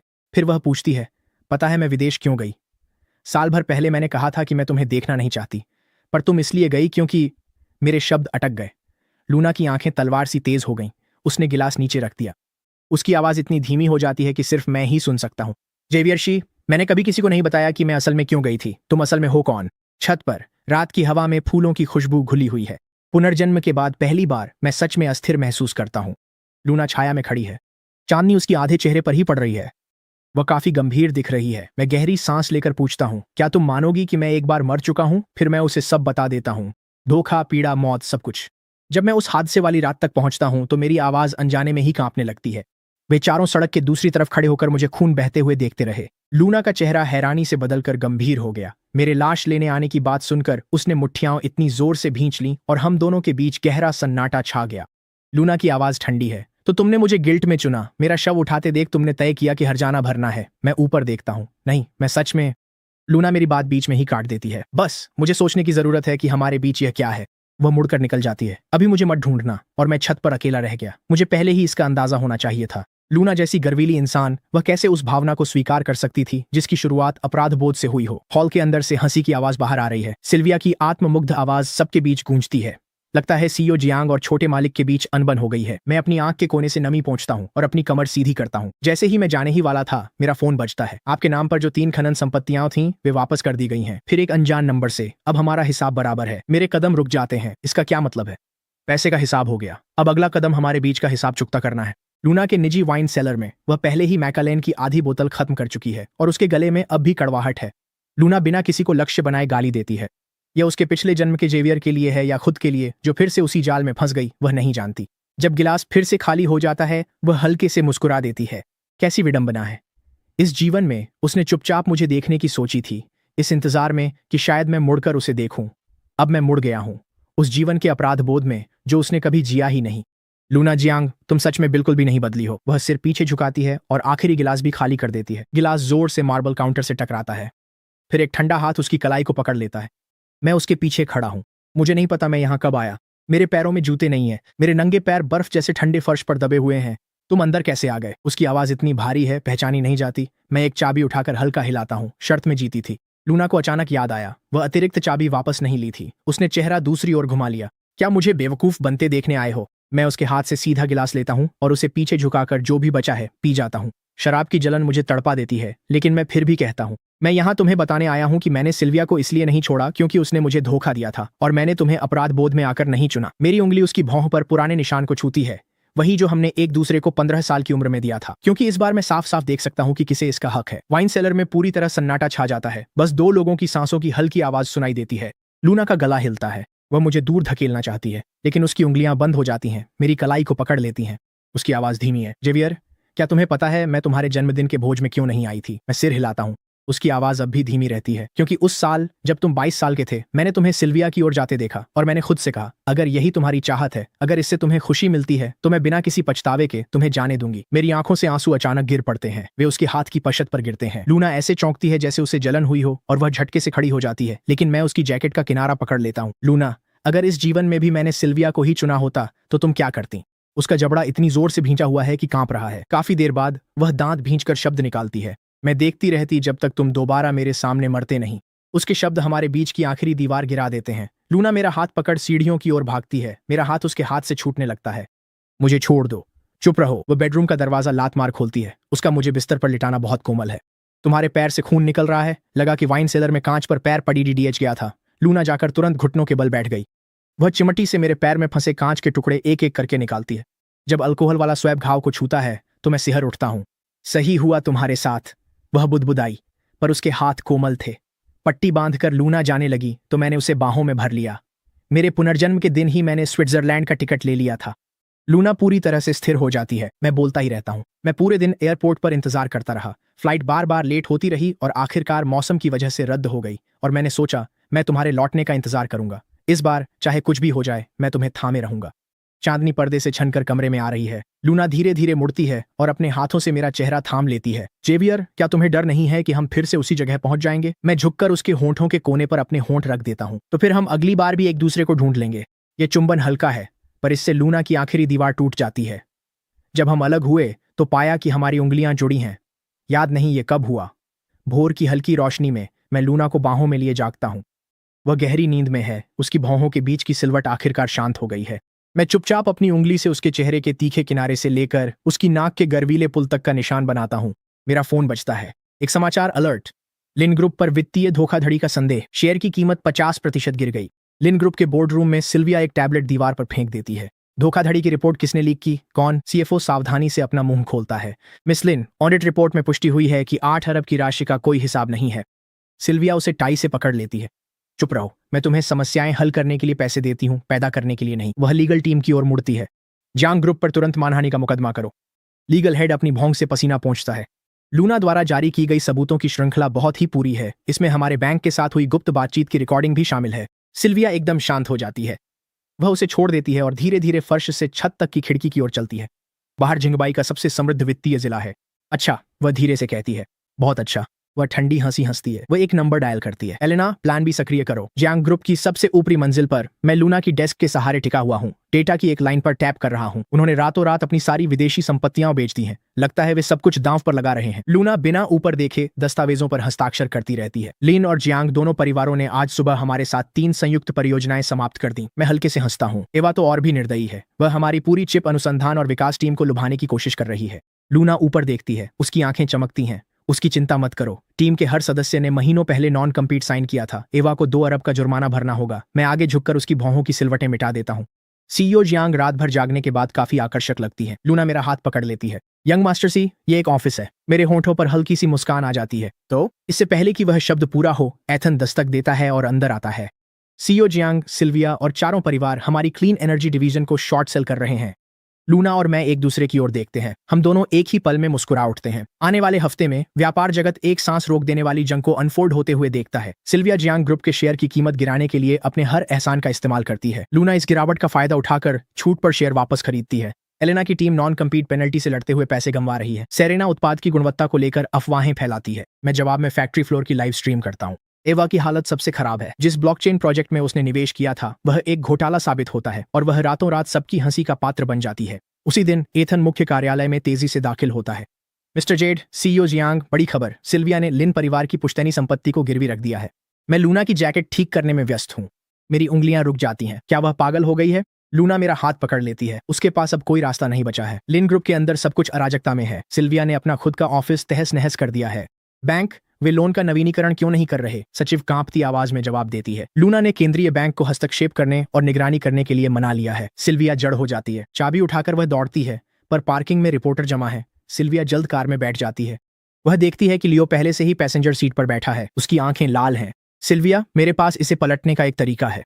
सिल्विया उसे जोर से धक्का देती है। अगर तुमने जेवियर के साथ यह सब शुरू नहीं किया होता तो यह सब कैसे होता? लियो कार के दरवाजे से टकरा जाता है। उसकी आंखों के आंसू तुरंत ही किसी जहरीली चीज में बदल जाते हैं।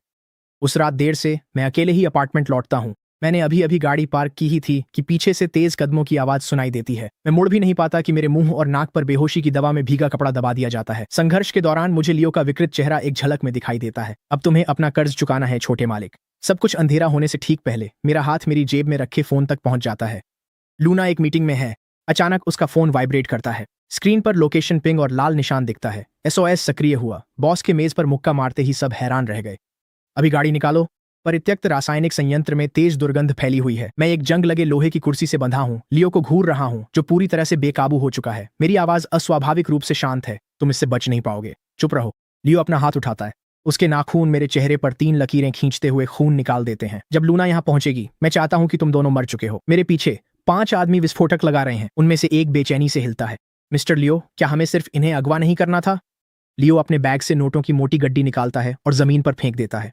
तुम्हारी मर्जी, अपनी जान चुनो या पैसे और अपनी चुप्पी। मेरी पुतलियां सिकुड़ जाती हैं। ये विस्फोटक पूरे इमारत को जमींदोज करने के लिए काफी है। इंजन की गड़गड़ाहट पास आती है और एक काली SUV लोहे का गेट तोड़कर अंदर घुसती है। दरवाजा खुलते ही गोली चलती है। लूना हटकर जवाबी फायर करती है, जिससे हथियारबंद के घुटने में गोली लगती है। उसके चेहरे पर अब भी ताजा खून लगा है। वह यहाँ तक पहुंचने के लिए लड़ती हुई आई है। लियो चिल्लाता है और मुझे ऊपर खींच लेता है। वह मेरी गर्दन पर चाकू रख देता है। लूना, अगर तुम 1 इंच भी हिली तो मैं इसका चेहरा बिगाड़ दूंगा। लूना बिना झिझके अपनी बंदूक गिरा देती है। मैं बुरी तरह छटपटाता हूँ। क्या तुम पागल हो? भागो, यहाँ अंदर विस्फोटक है। लियो अपना हाथ मेरे मुंह पर कस देता है। चाकू मेरे गाल पर खून की एक लकीर खींच देता है। कितना भावुक पल है। वह अपने पैर से डेटोनेटर को धक्का देता है। सीईओ जियांग, घुटने टेको और भीख मांगो, तब मैं इसे छोड़ दूंगा। लूना की आंखों में नाराजगी है, पर वह घुटने टेक देती है। लियो पागलों की तरह हंसता है। इतना काफी नहीं है। मैं चाहता हूं कि तुम अपना सिर जमीन पर झुका दो। मेरी आंखों से आंसू फूट पड़ते हैं। मैं बुरी तरह सिर हिलाती हूँ। मेरे गले से एक आवाज निकलती है, कच्ची और टूटी हुई। लूना धीरे धीरे अपना सिर झुका देती है। जैसे ही उसका माथा जमीन छूने वाला होता है, एक गोली चलने की आवाज गूंजती है। लियो के चाकू वाले हाथ से खून फूट पड़ता है। लूना झटके से खड़ी होती है और मुझे अपने पीछे खींच लेती है। मैं चिल्लाती हूँ, सावधान। जैसे ही लूना मुड़ती है, एक लंबा चाकू उसके पीछे से उसके अंदर घुस जाता है। वह उसके सीने में धंस जाता है। खून मेरे चेहरे पर छिटकता है, गर्म और गाढ़ा। मैं देखती हूँ कि लूना लड़खड़ाती है, फिर भी वह मेरे सामने ही खड़ी रहती है। वह 3 गोलियां चलाती है और हमलावर को गिरा देती है। जैसे ही वह नीचे फिसलती है, मैं उसे थाम लेती हूँ। वह पूरी तरह बिखर जाती है। लूना, तुम क्यों आई? वह दीवार के सहारे टिक जाती है। उसके होंठों के कोने पर खून है। उसका कांपता हुआ हाथ मेरे चेहरे को छूता है। वह मुश्किल से एक हल्की मुस्कान देती है, क्योंकि तुम मेरे मंगेतर हो। दूर कहीं सायरन बज रहे हैं। लियो चिल्लाता है और डेटोनेटर की ओर झपटता है। लूना अपनी आखिरी ताकत से अपनी बंदूक उठाती है। गोलियां लियो के कंधे के ठीक बीच में लगती हैं। वह चीखता है और गिर जाता है। लूना का हाथ गिर जाता है। अस्पताल के गलियारे में मैं ICU के बाहर एक मूर्ति की तरह बैठा हूँ। मैं अभी भी खून से सने कपड़े पहने हुए हूँ। मेरे हाथ कांपना बंद नहीं कर रहे हैं। क्या वह मरने वाली है? मैं अचानक पूछता हूँ। ईथन की आंखें लाल हैं। वह सिर हिलाता है। सीईओ जियांग पर भरोसा करो। मैं अपनी हथेलियों पर जमे हुए खून को देखता हूँ। क्या मेरी पिछली जिंदगी में जब मैं मरा था, वह भी इतनी डरी हुई, इतनी बेबस थी?